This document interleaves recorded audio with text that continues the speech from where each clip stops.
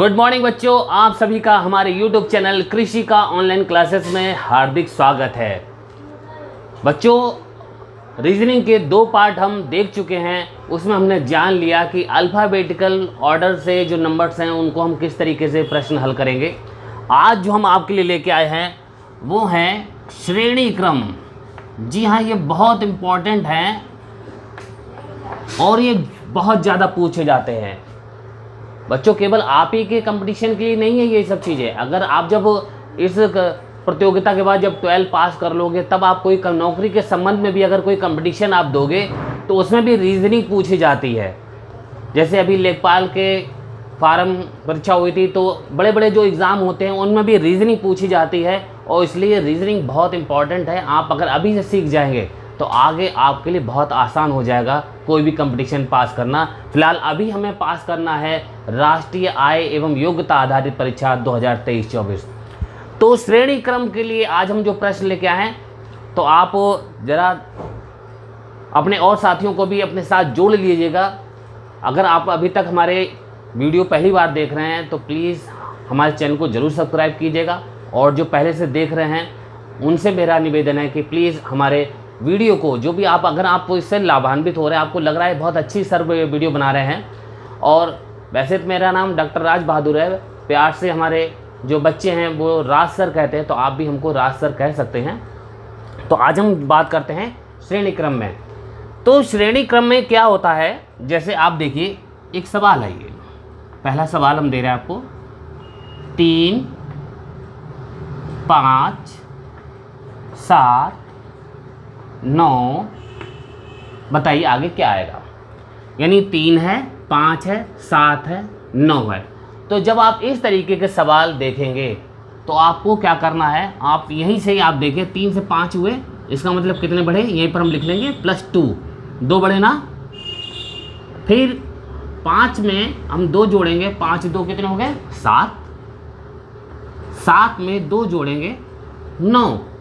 श्रेणी क्रम, जी हाँ, एक ना कोई क्रम है इनका, कहीं अपने से नहीं कोई गिनतियाँ लिखी हुई हैं, ये किसी क्रम से लिखी हुई हैं। तो आप देख रहे हैं क्या क्रम बन रहा है, सब में 2 2 2 ये क्रम बन रहा है। 2 2 2 2 2 + 2 2 हो रहा है सब में। तो अगर 9 में +2 करेंगे तो हमारा कितना आ जाएगा 11।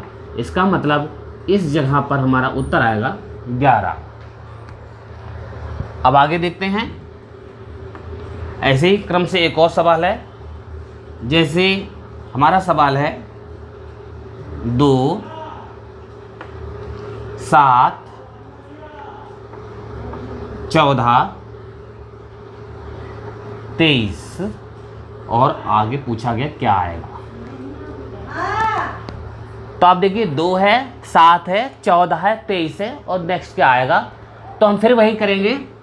2 से 7 आया यानी कितने बढ़े, ये हमारे बढ़े हैं +5, 5 बढ़ गए। 7 से 14 हो गए, इसका मतलब 7 बढ़ गए। 14 से 23 हो गए, ये तो 9 बढ़ गए। तो हम देख रहे हैं कि जो बढ़ता हुआ क्रम है ये 2, जैसे 5 था पहले, फिर 7 हो गया, फिर 9 हो गया। यानी जो क्रम बढ़ रहा है 5, 7, 9, उसमें भी 2 2 बढ़ रहे हैं। पहले 5 बढ़े थे, फिर 7 बढ़े, फिर 9 बढ़े, तो अब कितने बढ़ेंगे +11। अब हमारे बढ़ेंगे 11। तो अगर हम 23 में हम 11 जोड़ देंगे, यानी 11 तो बढ़े तो 11 आंसर नहीं आएगा। बहुत से बच्चे ये गलती कर देते हैं, क्रम तो पकड़ लेते हैं लेकिन जैसे क्रम आया 11 बढ़ रहा है तो हम 11 यहाँ पर लिख देते हैं। 11 नहीं करना है, इस 11 को हमें 23 में ऐड करना है। जी हाँ, जब हम 23 और 11 जोड़ेंगे तो हमारा उत्तर कितना आ जाएगा 34।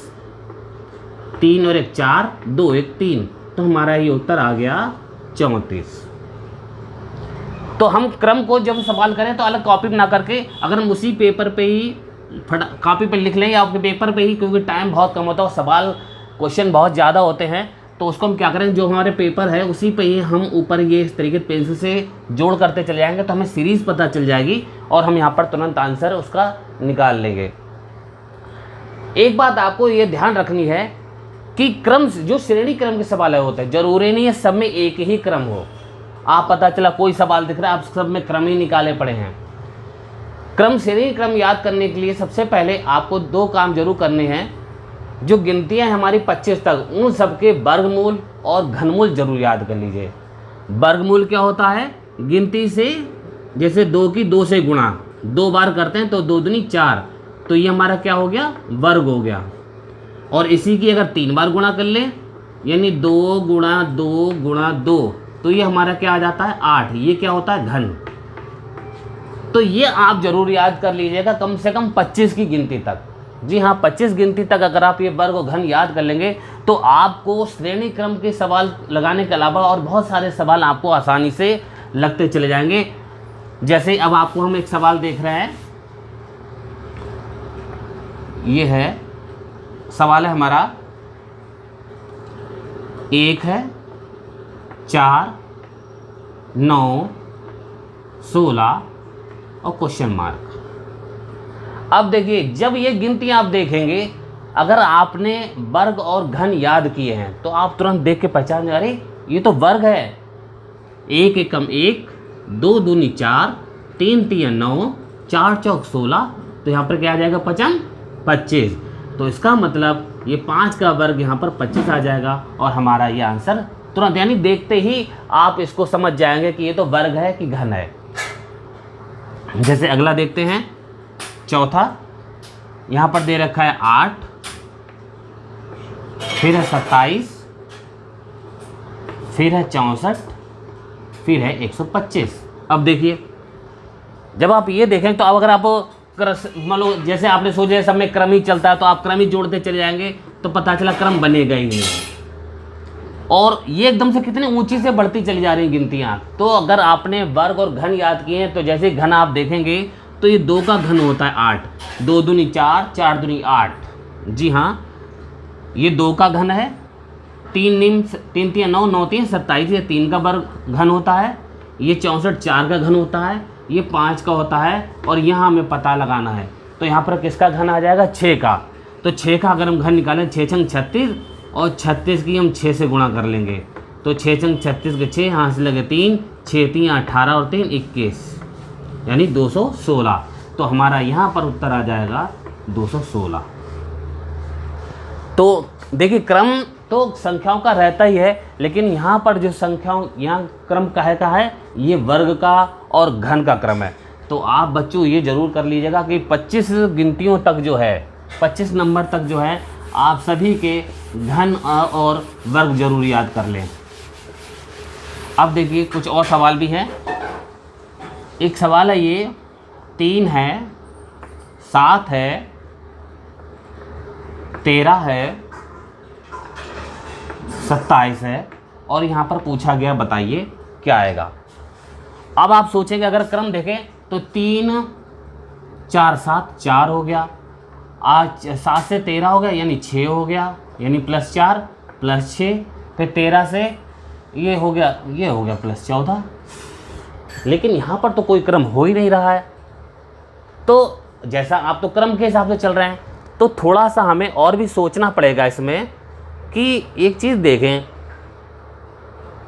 कि अगर हम कहें 7 दूनी 14, 13 दूनी 26, 3 दूनी 6, 3 दूनी 6 किया तो 1 बढ़ गया, लेकिन 7 दूनी 14 किया 1 घट गया, तो ये भी क्रम नहीं हो रहा। तो अगर हम इसको ऐसा करें कि इसको 3 को 2 से गुणा करें, 3 दूनी 6 और यहाँ पर हम 1 जोड़ दें, क्या हो गया 7, ठीक।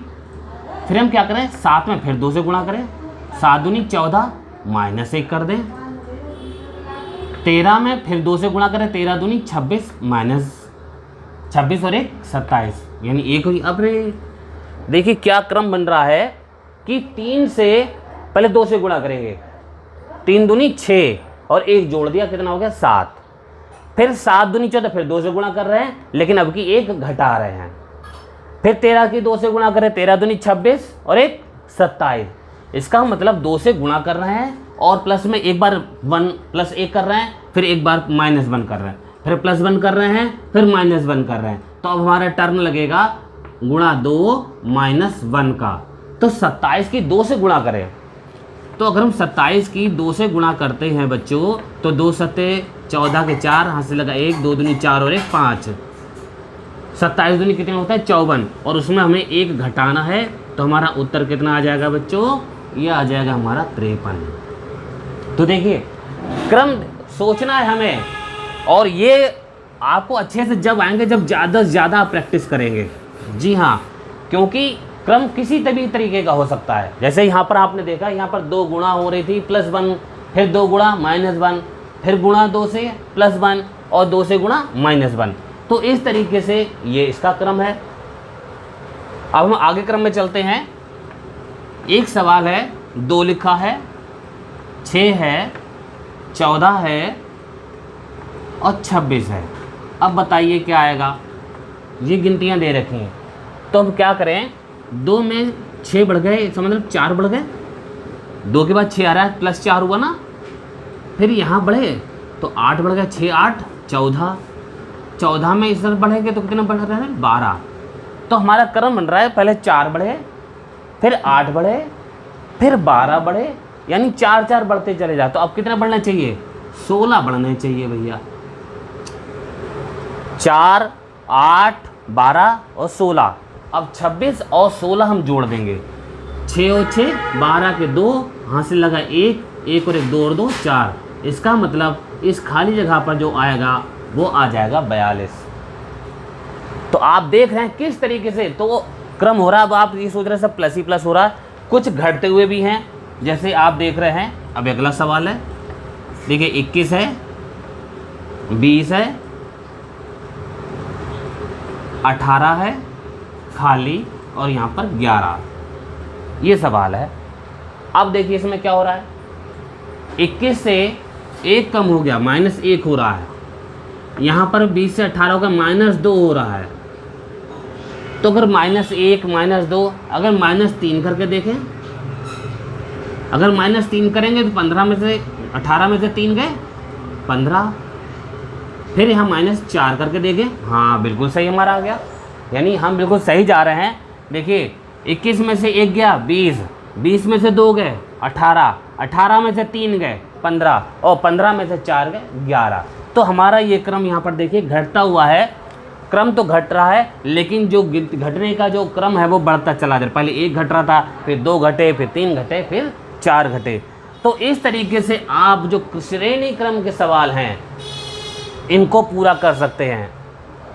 ये तो रहे नंबर वाले आप इस तरीके से कर लेंगे। ठीक इसी तरीके से अल्फ़ाबेट के भी होते हैं। जी हाँ, अल्फ़ाबेट के जैसे अगर आपको वो क्रम याद कर लिए हैं तो आप उन क्रमों की सहायता से अल्फ़ाबेट वाले क्रम भी सीख जाएंगे, और अल्फ़ाबेट वाले क्रम हम चलेंगे अगले क्लास के में।